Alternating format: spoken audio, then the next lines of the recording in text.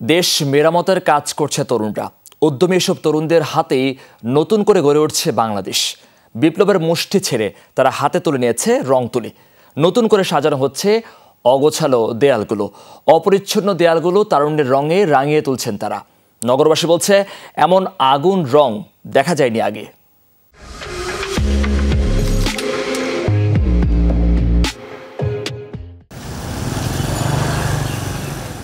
বিকল্পকে গত এক যুগেরও বেশি সময় ধরে এই প্রশ্নের উত্তর খুঁজে বেরিয়েছে বাংলাদেশ।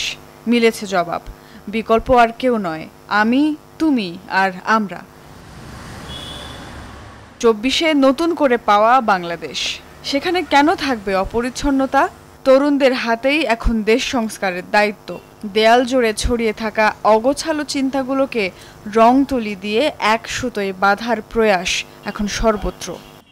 আমরা নতুন প্রজন্ম, তো আমাদের বাংলাদেশকে নতুন করে সাজানো হচ্ছে আমাদেরই দায়িত্ব। এখন দেশটা কিন্তু আমাদেরই, দায়িত্বটাও আমাদের। শিক্ষার্থী হিসেবে, নাগরিক হিসেবে আমাদের দায়িত্ব, কারণ দেয়ালগুলো তো অনেক খারাপ অকথ্য ভাষা অনেকে লিখে রেখেছে, যেটা ছোট বাচ্চারা দেখছে, আমাদের মুরব্বীরা দেখছে। শিক্ষার্থীদের ন্যায়সঙ্গত দাবি তুলে ধরেছে দেশের গণমাধ্যম। তাই কোনো গণমাধ্যমের প্রতি তাদের ভালোবাসার বহিঃপ্রকাশ ঘটেছে। ঢাকা ও চট্টগ্রামে এমন ভালোবাসা ফুটে উঠেছে রং তুলিতে। এত সুন্দর যে ওয়াল আর্টগুলো হয়েছে, দেখে অন্যরকম একটা শান্তি লাগছে। আর আমার বাচ্চাগুলা এই বয়সে স্বাধীনতা দেখতে পাইলো, এটা ওদের জন্য একটা অনেক বড় অ্যাচিভমেন্ট। চেষ্টা করেছি, ভিতর কেঁদেছি, কিন্তু আমরা আমাদের বহিঃপ্রকাশ ঘটাতে পারিনি। আমরা আনসাকসেসফুল ছিলাম। তো ওরা আমাদেরকে দেখিয়েছে কিভাবে আসলে আন্দোলন করতে হয় এবং নিজের অধিকার ছিনিয়ে নিতে হয়।